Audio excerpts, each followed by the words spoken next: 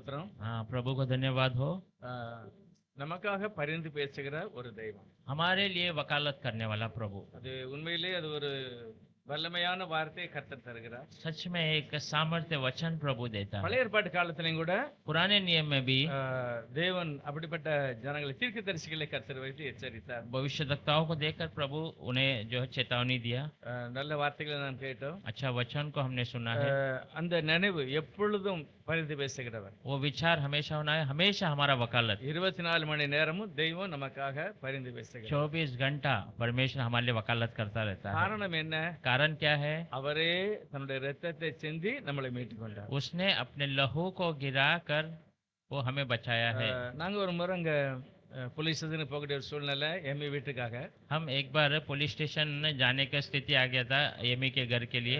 அங்க ஒரு போலீஸ்காரர் சொல்றாரு, वहाँ एक पुलिस वाला भाई कह रहा था, உங்க வீட்ல இருந்து பிரச்சனை பண்ணது தப்பு தான், आपके घर में जो परेशान कर रहे हैं वो गलत बात है, ஆனா நாங்க அதை தீர்க்க வைக்க முடியாது, पर हम उसका समाधान नहीं कर सकते हैं। எங்களுக்கு அந்த அதிகாரம் கிடையாது, हमें वो अधिकार नहीं है। நீங்க வக்கீல்கிட்ட போகணும், आपको वकील में जाना है। வக்கீல்கிட்ட போகாம ஏதாவது ஒரு அரசியல்வாதிகிட்ட போனா நல்லது, पर वकील के पास जाने के बदले में कोई जो है पॉलिटिशियन के पास जाएंगे आपको अच्छा हो जाएगा, அவங்க மூலமா நீங்க खाली பண்ணுங்க, और उनके द्वारा आप उन्हें खाली कीजिए। எங்களுக்கு அந்த பவர் கிடையாது அப்படின்ட்டு, हमें वो ताकत नहीं है। ஆனா வக்கீல்கிட்ட மட்டும் போயிடாத, वकील के पास मत जाओ।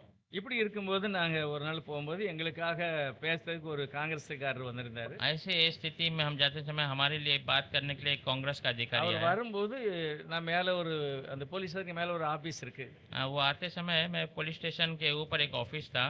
அவர் என்னை கூப்பிட்டு ஒரு 3/4 மணி நேரம் உட்கார வச்சு அவர் ஏதோ டைப் பண்ணிட்டு இருக்கிறார். वो मुझे बिठाया और एक पौना घंटा वहाँ पर बैठ के कुछ टाइपिंग कर रहा था। டைப் பண்ணிட்டு சொல்றாரு, இது இன்னும் அது எனக்கு சரியான இது கிடைக்கல, और टाइप कर कर कहता अभी तक मुझे सही वो मिला नहीं है, நாளைக்கு வா அப்படிங்க. आप कल आ जाओ। இது ரெண்டு நாளா இதே மாதிரி செய்தாங்க. 2 दिन से ऐसे ही वे कर रहे थे। மேல உட்கார வைக்கிறது, எதையாவது டைப் பண்ணாரு, இன்னும் அது கிளீனா கிடைக்கல, 2 நாள் கழிச்சு வா. हाँ, ऊपर बिठाएंगे पौना घंटा कुछ ना कुछ टाइप करेंगे, अभी तक मुझे मिला नहीं, तुम एक काम करो कल आ जाओ। ஆனா கீழே வந்த உடனே இந்த காங்கிரஸ்காரர் என்ன கூப்பிட்டு கேட்டாரு, नीचे आते वो कांग्रेस का अधिकारी ने मुझसे पूछा, என்கிட்ட ஒண்ணே மறைக்காத உள்ளதை சொல்லு அப்படின்னா. मुझे तू कुछ छुपा मत, तू बता सच क्या है। நான் எல்லாம் சொன்னேன் இந்த மாதிரி மகாவீர் அப்படின்னு. मैंने बताया उनको ये मेरी बेटी का घर है சரி करके। பரவாயில்ல, நான் உனக்கு கண்டிப்பா மீட்டு தருவேன், ठीक है, मैं तुम्हें कैसे भी छुड़ा के दूंगा, பயப்படக்கூடாது. मैं डरना नहीं है। அப்படி சொல்லும்போது ஒரு போலீஸ் என்னை தேடி வராரு. तो कहते समय एक पुलिस मुझे ढूंढ कर आता இவர் है। அந்த போலீஸ்காரரை மதிக்கவே இல்லை. उसने उस अधिकारी को इज्जत ही नहीं दिया। அவர் சொன்னாரு, இனிமேல் இவனை நீ கூப்பிடக்கூடாது, उसने कहा अभी से इन्हें तू बुलाना नहीं है, இவனை கூப்பிடணும் என்னைய கூப்பிடணும். उसे बुलाना है तो पहला मुझे बुलाना அந்த है। மாதிரி அந்த ஆள்கிட்ட பேசிட்டாரு. ऐसा उस पुलिस अधिकारी से திரும்ப बात की। என்னையிட்ட பேசி என்கிட்ட பேசாரு. फिर मुझसे कहने लगा, எந்த போலீஸ் போன் பண்ணாரு என்னை தெரியாம நீங்க வரக்கூடாது. कोई भी पुलिस अधिकारी फोन करे तो मुझे बताए बिना आप इधर नहीं आना है।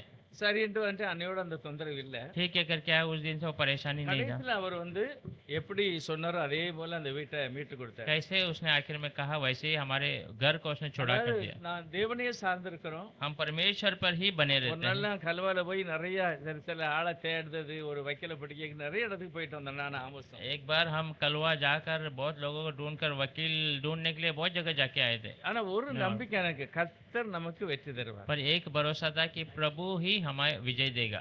இது எல்லாம் நடந்துகிட்டு தான் இருக்கு, ये सारी बातें हो रही है, ஆனா ஆண்டவர் கண்டிப்பா வெற்றி पर தருவார். परमेश्वर निश्चय विजय ஆனா देता है। உண்மையிலே தேவன் நமக்காக பரிந்து பேசுகிறவர். सच में परमेश्वर हमारे लिए वकालत அந்த करता है। மனுஷன் மூலமா அந்த காங்கிரஸ்காரர் மூலமா பேசி वो मनुष्य का कांग्रेस अधिकारी के द्वारा बातें कर कर எப்படி அவர் சொன்னார் அதே போல கரெக்டா அந்த வீட்டை காலி பண்ணி தந்தார். कैसे उसने कहा वैसे ही उस घर को खाली कर कर दिया। உண்மையிலே கர்த்தர் யாரையாவது கொண்டு இந்த உலகத்துல நம்மளோடு இடைப்படுகிற தெய்வம். निश्चय परमेश्वर किसी न किसी के द्वारा हमारे लिए वो वकालत करता ஆனா है। அந்த பெரிய அதிகாரம் யார்கிட்ட இருக்கு? ஆண்டவர்கிட்ட தான் இருக்கு. वो बड़ा अधिकार किसके पास है? प्रभु के पास है। இன்றைக்கும் கர்த்தர் நமக்காக பரிந்து பேசுகிறார். आज भी प्रभु हमारे लिए वकालत करता है। பரிந்து பேசினா என்னது? वकालत करना क्या है?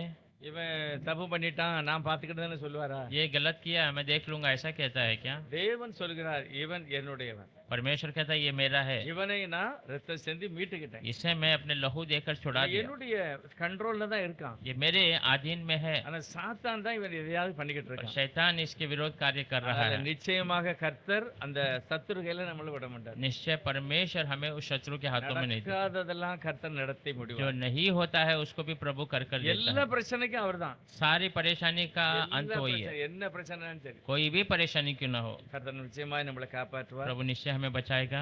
விசுவாசம் நம்ம ஜெபம் பண்ணணும். विश्वास से हम प्रार्थना करेंगे। எல்லாரும் கண்களை மூடி கர்த்தருக்கு ஜெபம் பண்ணுவோம். सो आंखों को बंद करेंगे, प्रभु की ओर प्रार्थना उठाएंगे। விசேஷமாக தெய்வன் எனக்காக நிற்கிறவர். विशेष परमेश्वर मेरे लिए खड़ा है। அவரை தான் பரிசுத்த ஆவியானவர் என்று வேதம் சொல்லுகிறது. उसे ही पवित्र आत्मा करके कहा। தேற்றவாளன் அப்படின்னு சொல்லுகிறார். सहायकता।